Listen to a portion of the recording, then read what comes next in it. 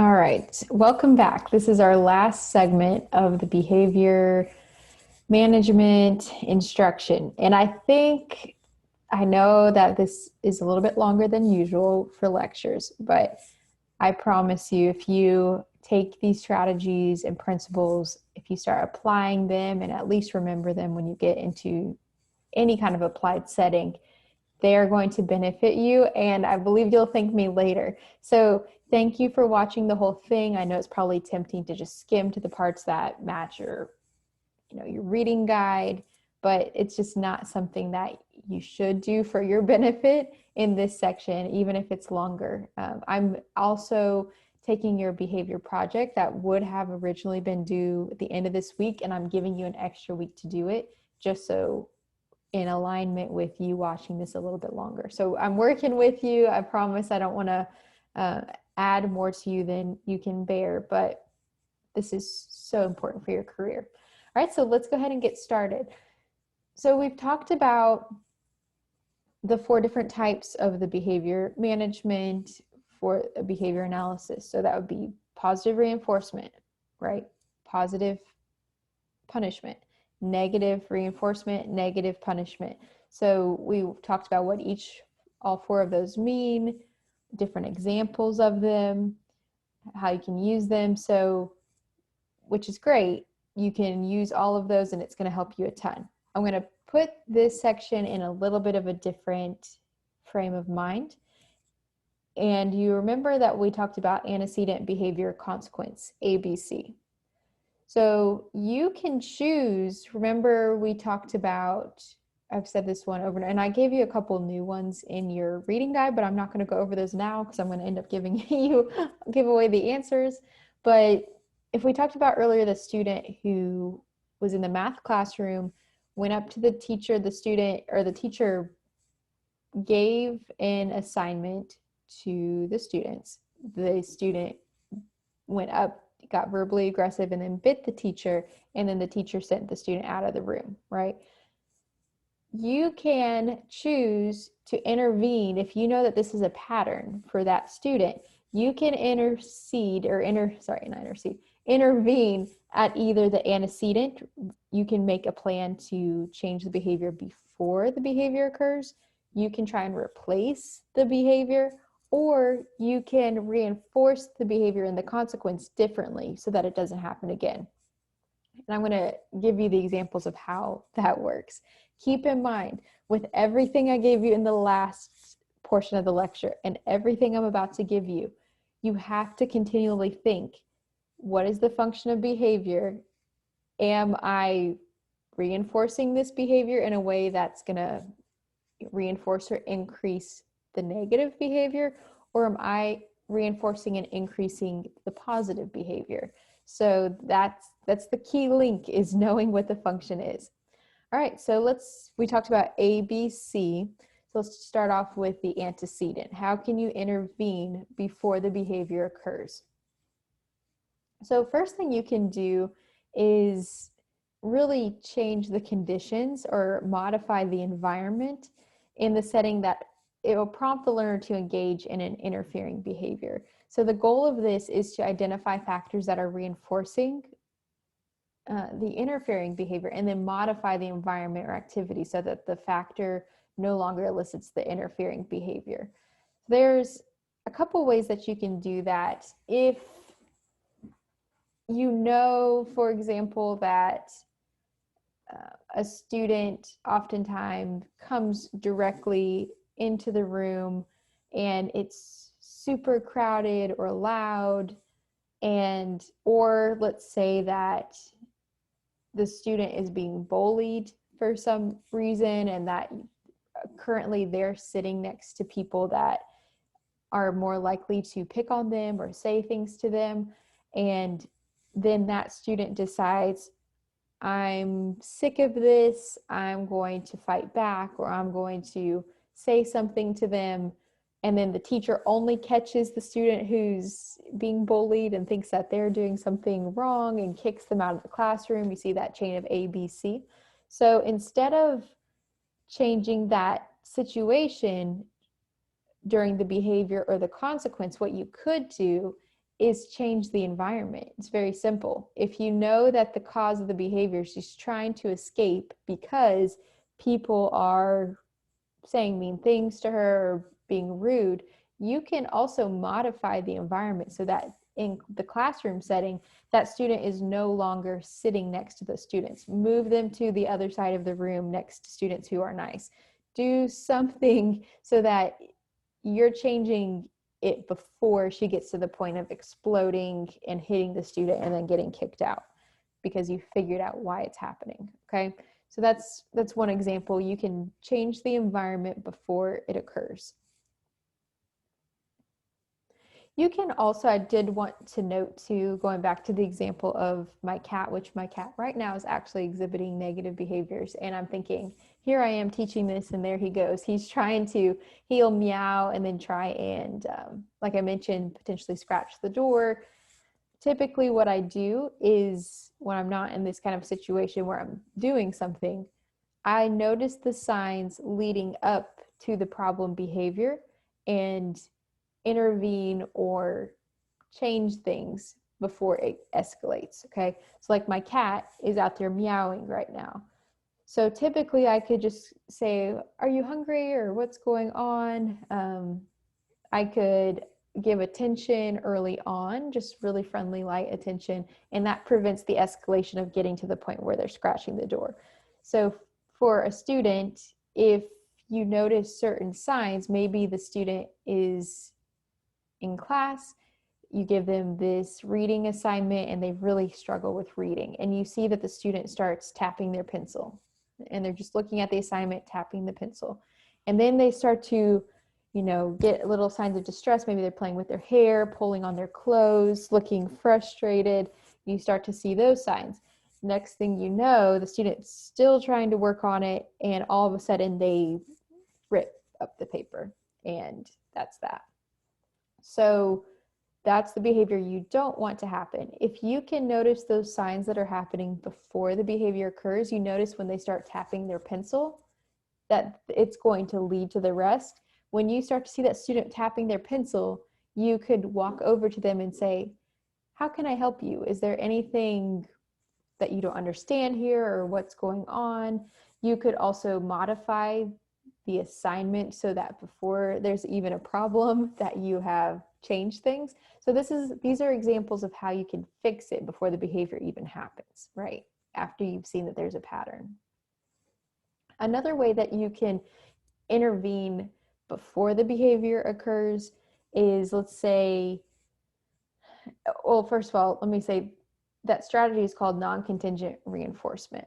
And basically what happens that the target behavior's reinforcer, whether it's attention or escape, is delivered to the student on a fixed or variable time basis, regardless of what the student is doing. So an example of that would be, there's a student whose problem behavior is motivated by teacher attention. So they really want them to notice them. They really want to be seen. It could be given attention every 30 seconds, no matter what he's doing. So if this student has a habit of just talking out in class or engaging in problem behaviors because they know, oh, if I do this, the teacher's going to come over and talk to me and say, why did you do that? How dare you? You're in trouble, and just gives them a lot of time, attention, touch, eye focus, direct attention, right? That's all forms of attention. Instead of getting to that point where they have to do a troubled behavior, a problem behavior to get that attention, what you can do ahead of time is give that student attention on a regular basis before the behavior occurs. So maybe a student is supposed to be walking to lunch appropriately, or walking in the line at going to the lunchroom. And you know that this student, typically their reason they have problem behaviors because they want more attention. As soon as the students stand up to go, you could say, oh, George, nice job standing up. I really appreciate that. Thank you so much. The next 30 seconds, you could talk to another couple students in between and say, George, you know what? I appreciate you walking so quietly. And then talk to a couple students, do something else, come back and say, oh, you know what? You've been standing so well and you haven't touched your neighbors or anything. Good job. So the purpose of this is that you are giving constant positive attention so that they can't even get to the point where there's a problem behavior. So the purpose of this is that you don't want to be talking to George for the rest of the year like this every 30 seconds. You can't do that.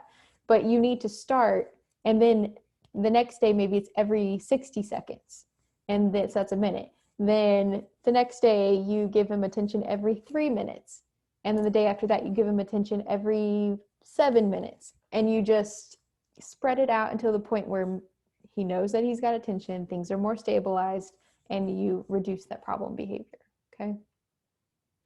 I'm giving you probably, this is a ton of information all in one lecture, but I promise you, even if you have to go back and watch certain things later, I would recommend saving these 3 YouTube links as well and putting them in your for future use folder and when I become a teacher folder, because you're going to want to remember what I said in case you run into these problem behaviors. You'll have at least some strategies. Another thing that you can do if a student is engaging in problem behaviors, if you want to fix it before the behavior occurs in the antecedent portion, you can also do curricular revision. And this looks like if the problem behaviors are maintained by escape from instruction, they want to get away from math, get away from reading, get away from science, whatever it is, you might need to revise the instruction to make it a little less aversive or troublesome at that time. That's the first thing you can do. So let's say they're working on a science assignment and it's really tough stuff. It involves a lot of math, it involves reading, it involves analyzing, and they're just really struggling. So if you know that this is a trigger for the student and every time you hand out a science paper, a problem behavior occurs, if you know it's linked to the fact that they don't know how to do it, you could reduce the assignments that are given. As in, instead of giving them 10 problems, you could give them 5 problems, right? And then give them the 5 problems that are the most important. If they can complete that with accuracy without having a behavior issue, give them positive reinforcement. Oh, great job finishing this assignment. That's awesome. Very good. And you didn't even need much of my help, or thanks for asking me for my help.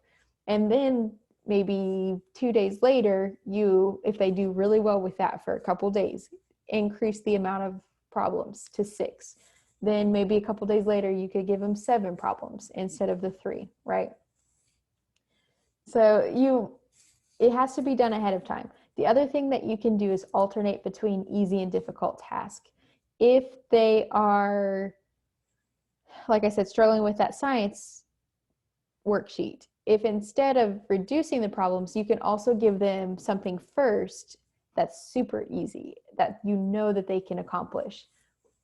What is photosynthesis? Or, something that they might know. That's probably more for middle school or older kids, but give them a little assignment that you know that they can do it. And they're like, wow, I feel good about this. I feel accomplished. I can do it. And then give them the more difficult task. So it kind of gets the ball rolling. It eases it so that they're still getting the content done, but you're not seeing the negative behaviors occur. Another option is allowing the students to select the order in which tasks are completed. So once again, we talked about choice is a really big deal in the behavioral world for kids. Giving them choice, it can eliminate behavior problems. You can say, all right, you can do this assignment or you could do this assignment. Choose which one you want to do first. Give them 2 short ones at the same time. They can pick, and it gives them some autonomy, because a lot of times these students feel out of control. So give them student choice.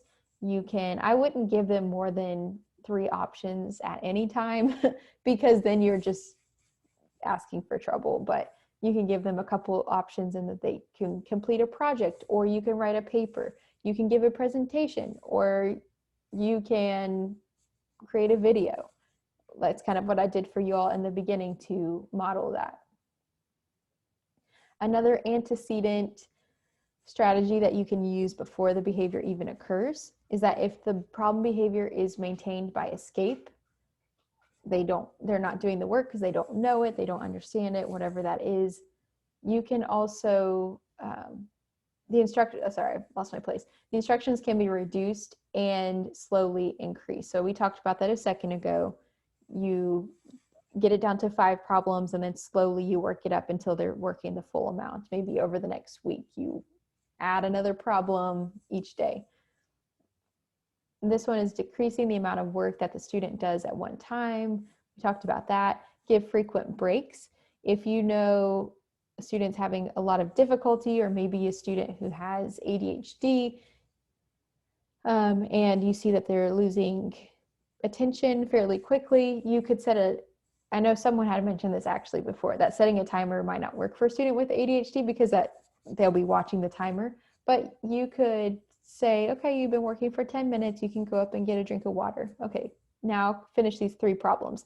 If you finish these 3 problems, you can help me put this book on the shelf. If you finish these 5 problems, you can go and do this. So you're giving them intentional breaks based off of the amount of work they complete. Okay. And then another example for the antecedent is you can increase the amount of stimulation in the environment with various sensory, especially if this is a sensory issue, which we've mostly talked about: attention, escape, tangible, but there also is a sensory element that can be there as well. Just something that they automatically move their leg, or a lot of students with significant disabilities might have a certain arm response, whatever that might be, that is possible as well. Okay, so this is a summary so that you can see what types of antecedent interventions might work for each function of behavior.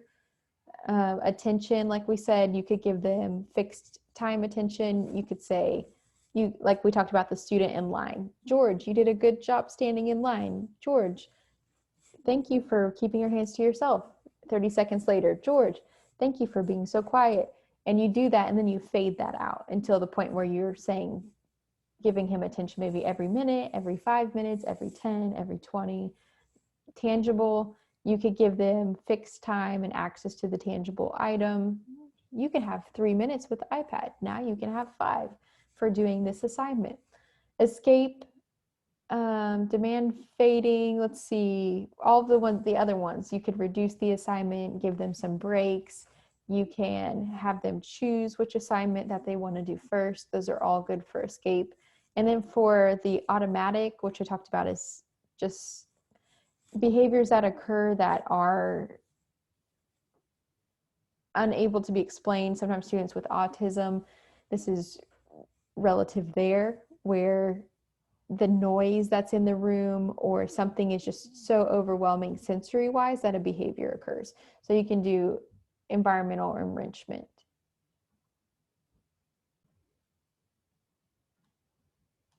Okay, so here are some questions that I'll be asking on your reading guide to kind of summarize what we just talked about. So think about if you have a child who's constantly trying to escape a task. How could you use demand fading or curricular vision to help the child? What does non-contingent reinforcement mean, and how can you apply that in an attention-based function?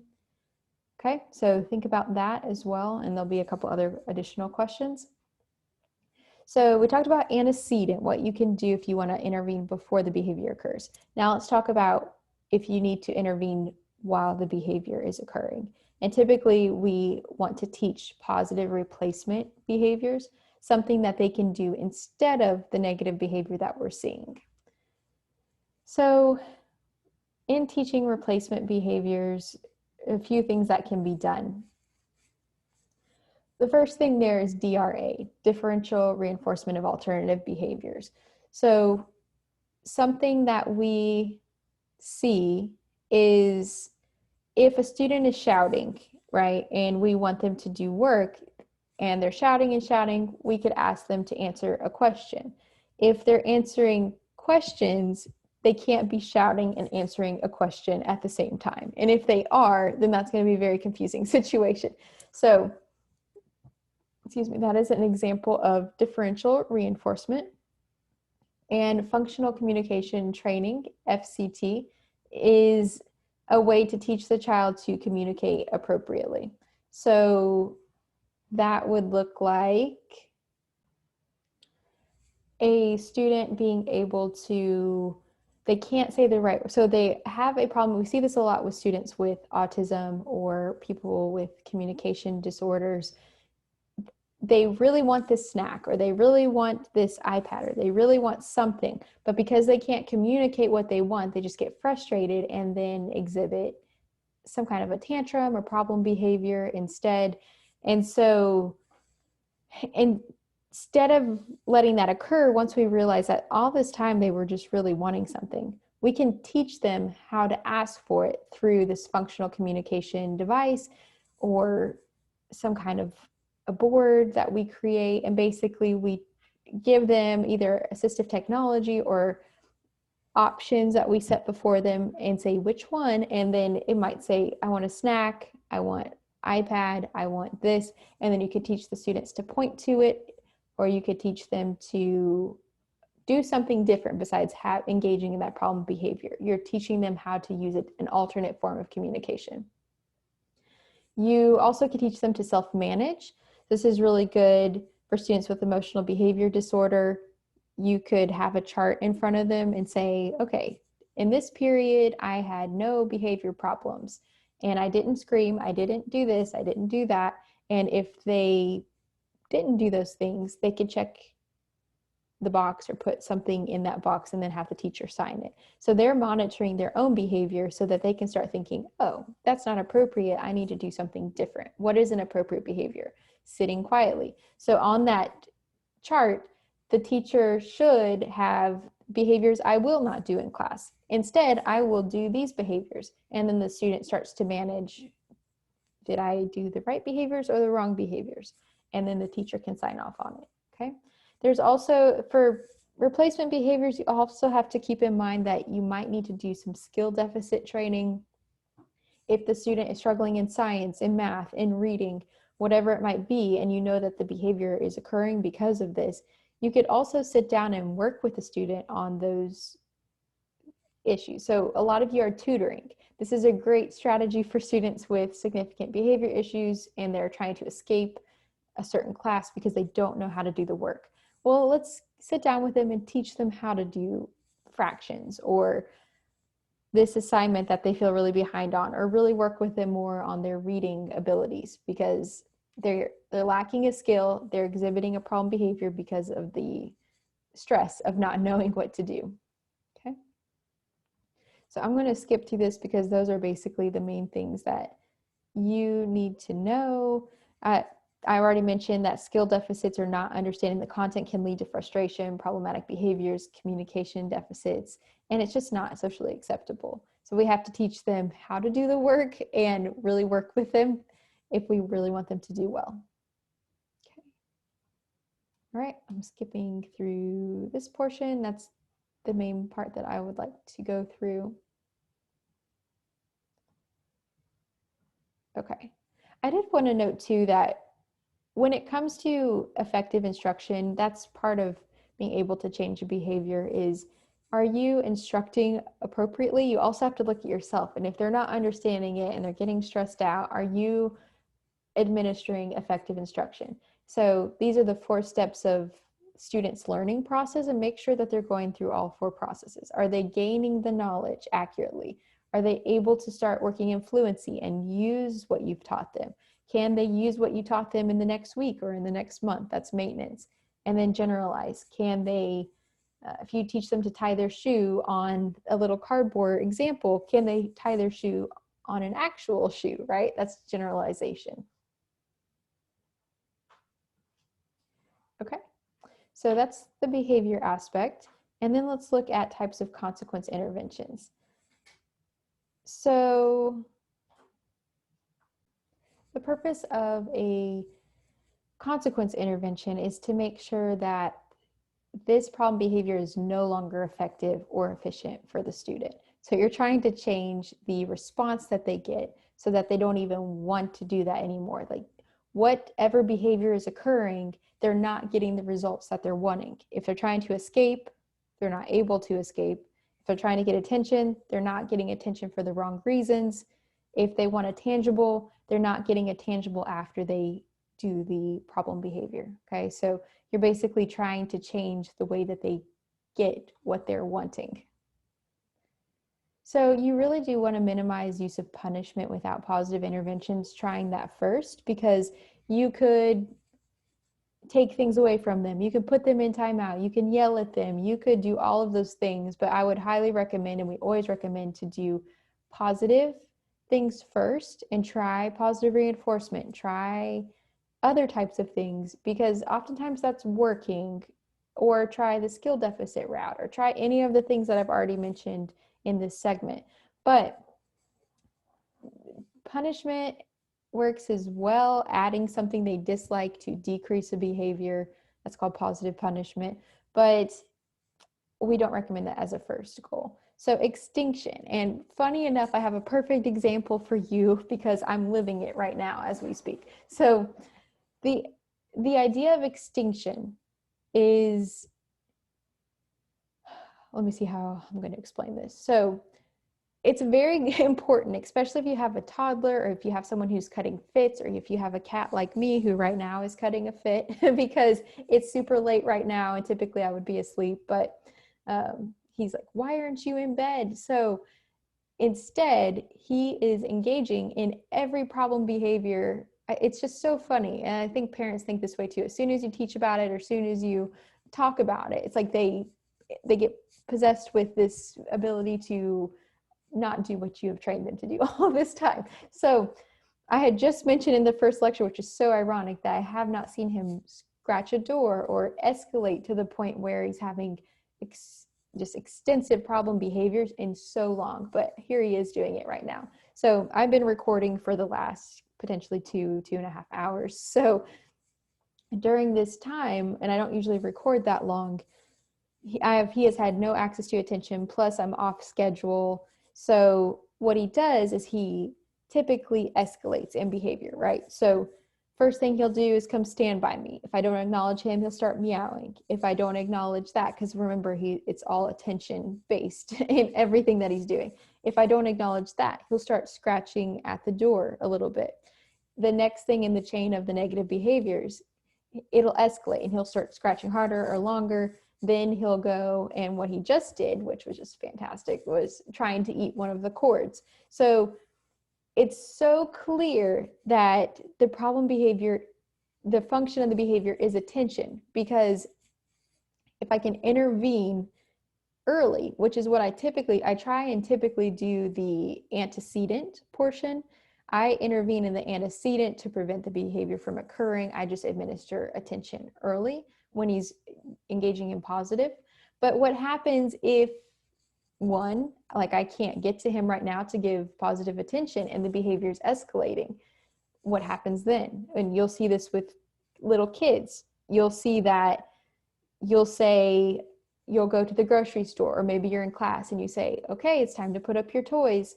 And I don't want to put up my toys. And then you hear the crying, the kicking, cutting a tantrum. You could be in the grocery store. Some of you moms will get this. You're in the grocery store and the child says, I want that cereal. And you say, no, that has too much sugar in it. You can't have that cereal. But I want that cereal. And they start screaming and crying. And you are like, oh my gosh, I'm causing a scene at the grocery store, right? So you have a choice. You could either give in and just say, fine, have the cereal. I don't want to be watched by all of these people in the grocery store. I have the choice to give my cat attention in the middle of the time when he's engaging in inappropriate behavior so that I can escape. I want him to stop it. So I would rather, I would be engaging in bad behavior by reinforcing him while he's engaging in bad behavior. The example of you tell the student to put the toys up and they say, no, I don't want to put the toys up. It starts crying and screaming. You're like, okay, fine. You can have the toys longer. That's okay. You're giving in technically. And so what they have just learned, just like what my cat has obviously learned and what those kids in the example have learned, if I engage in these problem behaviors and my mom or teacher or whoever says no, I'm going to up the ante and I'm going to go cry, I'm going to scream, I'm going to do everything that they don't want me to do. And because they don't like it, they're going to give in and they're going to give me what I want. I mean, they don't cognitively think this, but this is what's happening. So extinction is when you ignore the behavior. See, ignoring the problem behavior. It's so hard to do. I mean, this here is the thing that, even knowing all of these behavior terms, this is the thing that I personally, as a behaviorist, struggle with the most. And it's tough, because if you're at the grocery store and your child said, I want that cereal, and they start just crying and screaming, what you technically should do is say, no, I'm sorry, you're not getting it, and just walk away. You ignore the behavior, you let them cry it out, you can let them scream, they can do all of those things. But once they learn after a couple times that no matter how much they cry and scream, they're not getting the cereal, they're not going to do it anymore, probably after the second or third time. You could also just leave the grocery store and say, so, okay, we're leaving all our groceries, as long as it's not an escape, maintain behavior. With the kid who wants to play with the toys longer and is crying and screaming, you have to say, I'm sorry, but we're done with the toys. You can let them cry it out, have the tantrum for 5 minutes, and you just stand there. You don't give attention.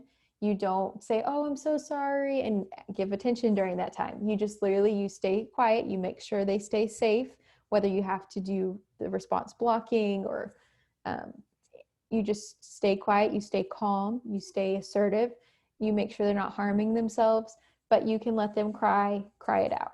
Okay. I mean, it sounds mean, but this is what an extinction burst is. They're going to cry and cry and cry.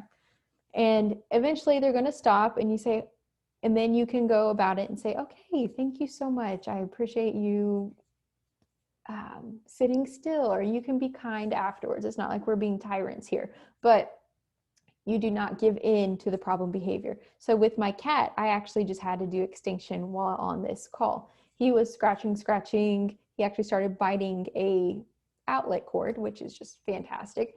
But I had to just let him do it. And finally he stopped, and now he's going somewhere else. So if I continue to let him go through extinction while I ignore those behaviors, I guarantee that I won't even have to do the antecedent interventions anymore, because he's not going to go to those because they don't work. Okay. Here's what happens if you give in to the behavior. And I have learned this the hard way myself.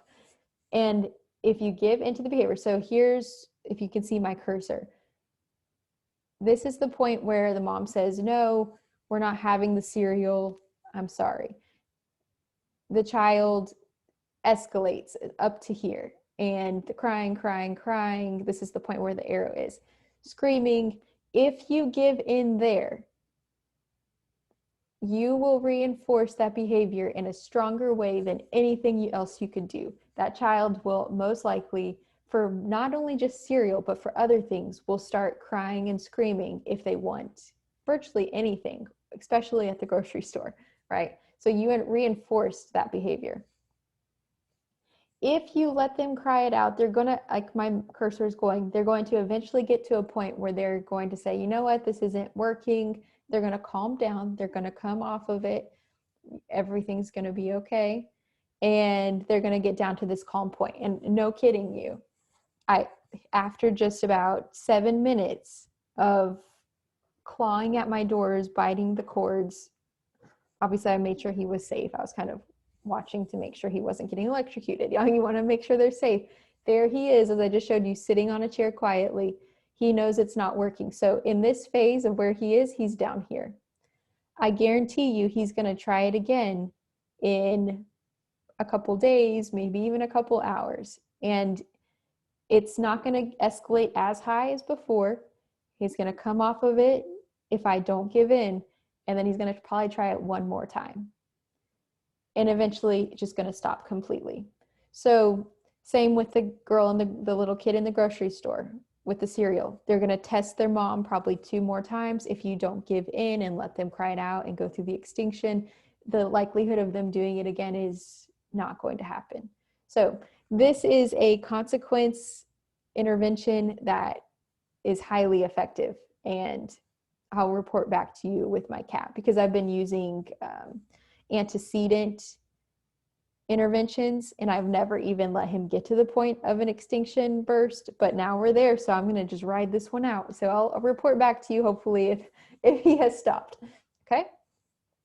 Another form of consequence, what you can do in the consequence to alter behavior, you can give reinforcement. So as immediately when you see a positive behavior, you give reinforcement, whether it's descriptive verbal praise, whether it's a token, whether it's a sticker, you give them something, okay? And then you can also do non-contingent reinforcement in the consequence stage. And what this does is this helps create a positive reinforcing environment in your classroom. So probably the first couple weeks of school when you start teaching, you should start engaging with the non-contingent reinforcement. Start giving positive examples of what you do want. Good job sitting still. Thank you for standing in line so quietly. Thank you for putting your books away like that. Such an organized way. Thank you for walking to your chair instead of running. So if you start really hitting this non-contingent reinforcement where you're delivering reinforcement constantly without them even having to do something right, you will see a huge change, because then the kids are figuring out this is what they want from me. Okay. And that's before even the problem behaviors occur, like we talked about for antecedent. And then you can also do it for the consequence. One other thing I did want to mention in the consequence section is redirection. You can redirect your students and guide them towards positive interaction. So maybe this is really good for toddlers. They start playing with something you don't want them to play with. So you redirect them to something else. They are trying to drink out of your mug when they're not supposed to. So you say, okay, here's your mug. You redirect them to something they're allowed to do. Maybe they are on the wrong assignment, coloring the wrong page that you told them to color, and you redirect them to the, oh, here's the page that we're supposed to color, and you put that in front of them. So you're basically redirecting them and creating opportunities to give them positive reinforcement. Okay.